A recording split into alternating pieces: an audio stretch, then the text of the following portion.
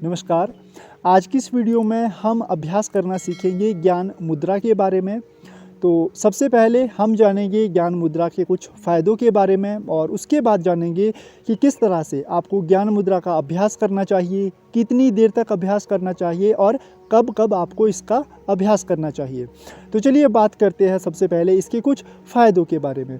तो जो ज्ञान मुद्रा अगर आप इसका अभ्यास रोज़ करते हैं तो इससे आपकी जो मेमोरी पावर है, आपकी जो मेमोरी की स्ट्रेंथ है वो आपकी इंक्रीज़ होती है।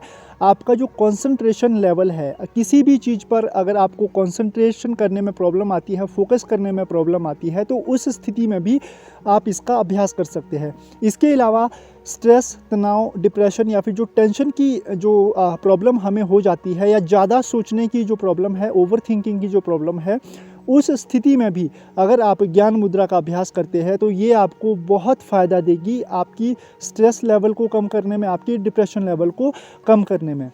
और इसके अलावा अगर आपको लगता है कि आप इमोशनल अनस्टेबल है, आपको किसी ने कुछ थोड़ा सा बोल दिया और आप एकदम से जो है उस चीज़ पर रिएक्ट करना शुरू कर जाते हैं, तो इस प्रॉब्लम को भी अगर आप दूर करना चाहते हैं, तो अपनी इमोशनल को स्ट्रेंथ देना चाहते हैं, अपने इमोशंस को, तो उसके लिए भी ये मुद्रा बहुत ही बेनिफिशियल आपके लिए साबित हो सकती है। इसका एक फ़ायदा ये भी है कि अगर आपको नींद ना आने की प्रॉब्लम है, आपको काफ़ी समय से नींद नहीं आ रही, तो इस मुद्रा का अगर आप रोज़ अभ्यास करते हैं तो आपकी नींद ना आने की जो समस्या है वो भी आपकी ठीक हो सकती है। तो चलिए अब जानते हैं कि आपको ज्ञान मुद्रा का अभ्यास कैसे करना है।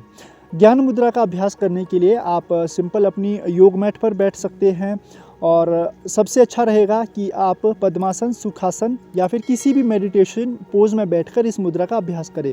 अगर ऐसा पॉसिबल नहीं है आपके लिए या फिर आपको बैठने में कोई परेशानी आती है इस तरह से, तो आप कुर्सी पर बैठकर भी इसका अभ्यास कर सकते हैं। लेकिन कुछ चीज़ें आपको ध्यान में रखनी है कि आपको अपनी पीठ, कमर जो है वो इस मुद्रा के दौरान आपको सीधी रखनी है।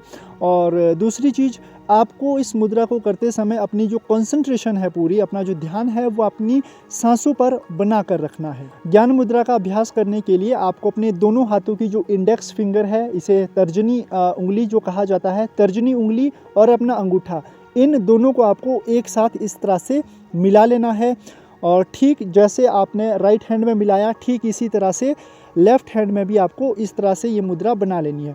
ज़्यादा ज़ोर से प्रेशर भी नहीं देना और ना ही ज़्यादा ढीला छोड़ना है। नॉर्मल सा प्रेशर आपको बना के रखना है और उसके बाद दोनों हाथों को इस तरह से अपने घुटने पर आपको रख देना है।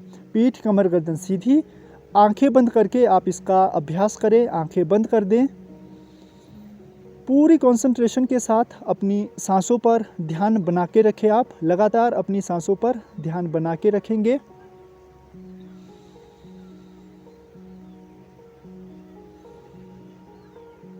और साथ ही साथ आपको ये महसूस होगा कि आपके अंगूठे और आपकी उंगली के बीच में एक चुंबकीय शक्ति का आपको एहसास होगा, तो वहाँ भी आप ध्यान दे सकते हैं।